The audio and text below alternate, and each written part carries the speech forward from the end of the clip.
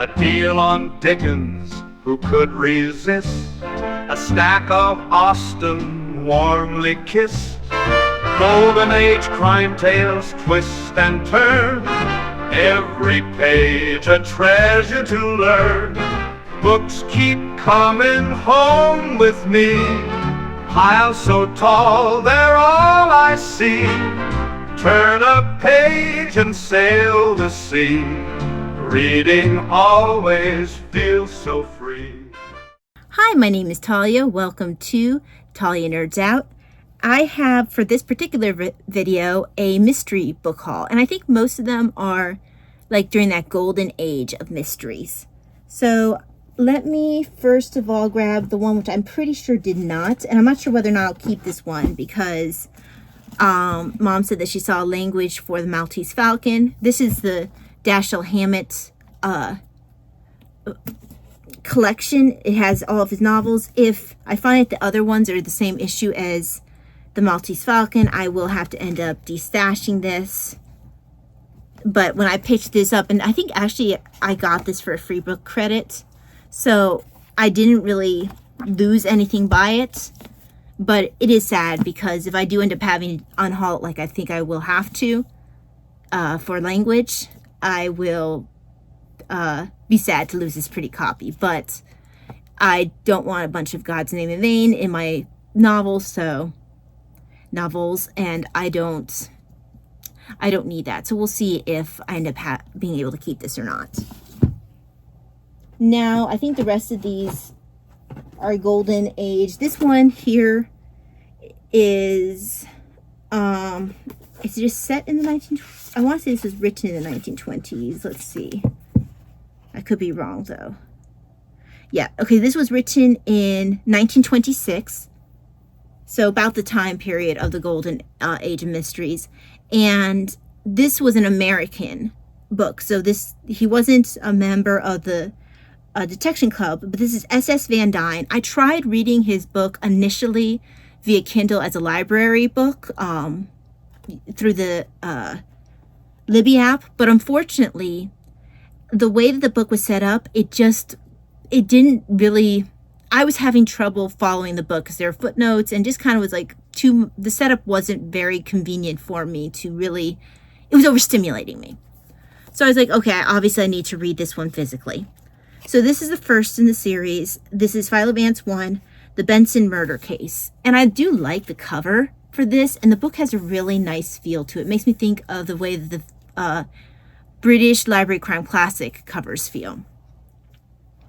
And it says, New York in the 1920s is the world's most glamorous city, and drinking it in like the finest champagne is Philo Vance, an expert in art with the deepest pockets, the brainiest brains, and the most gloriously ludicrous pretensions in the history of crime fiction.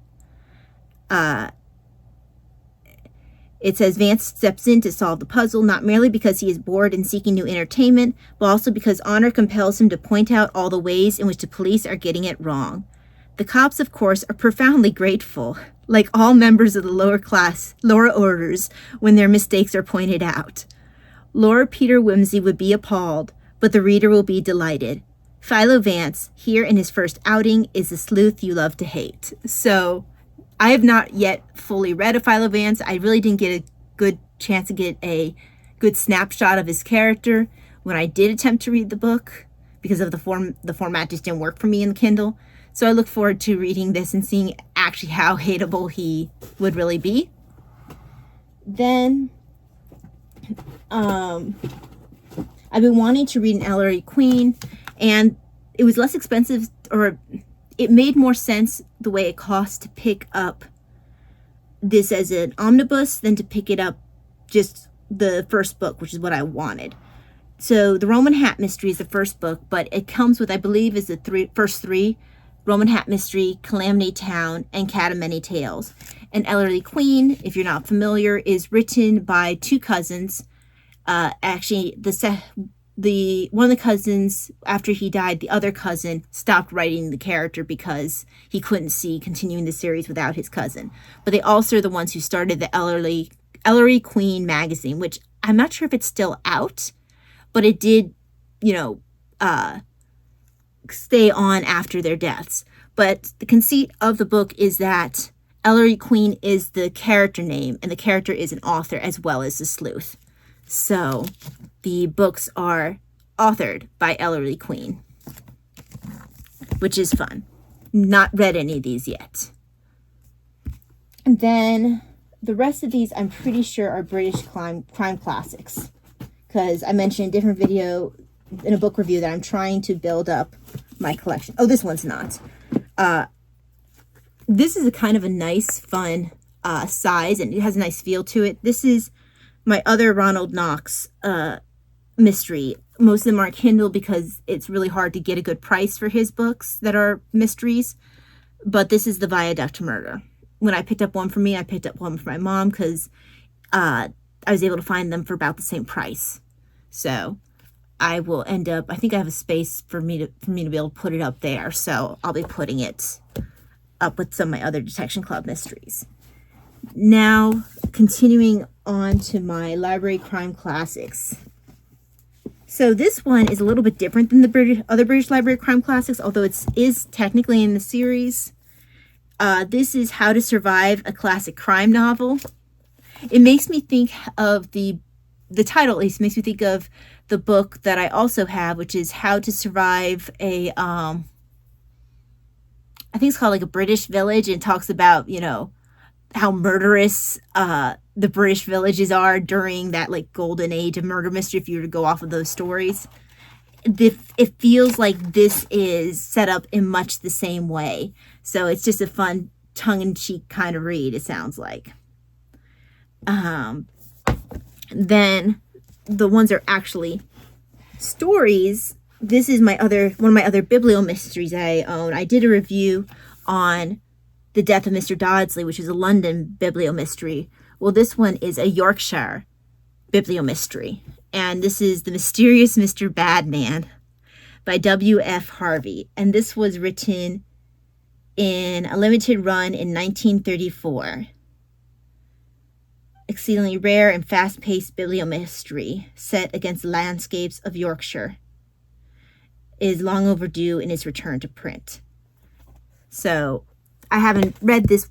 None of these that I have here I have read. Then I have here The Corpse in the Waxworks. And I've been wanting to get this one for a while just because of the title. This is a John Dixon Carr. It's a Paris mystery. And just the idea of a corpse in the waxworks sounds like it'd be, you know, kind of creepy at the beginning, but an interesting mystery. I love the titles of mystery books at this time. They just were really fun. Then this one is The Progress of Crime, A Fireworks Night Mystery by Julian Simmons.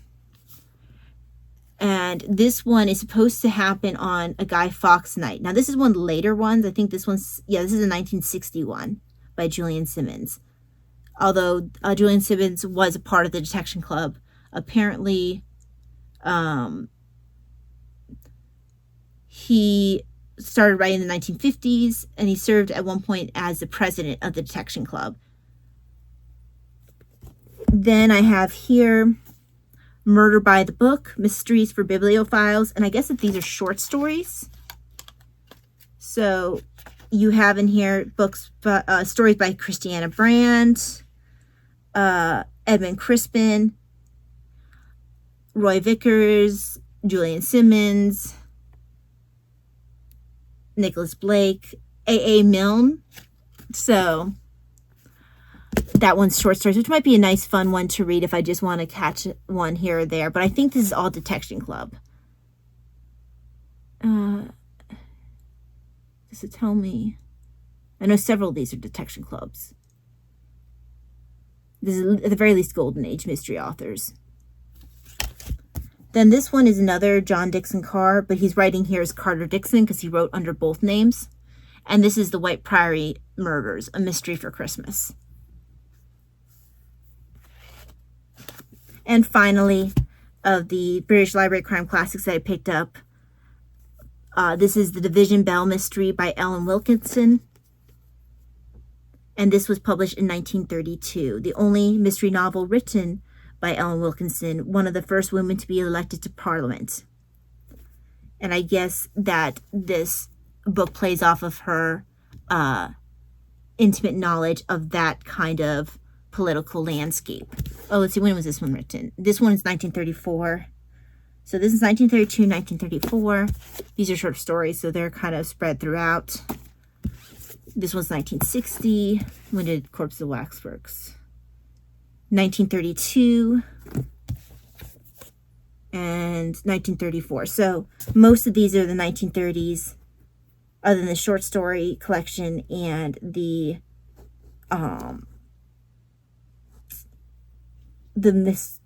where's the other one? The Progress in Crime, which is 1960. So, okay, so that is all for this particular book haul for the mysteries.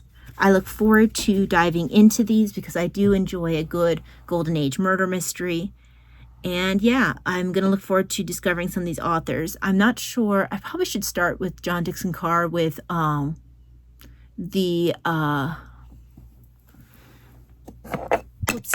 guys, the Castle Skull, because that's actually his first mystery, and I probably should start with that one, but I'm not sure.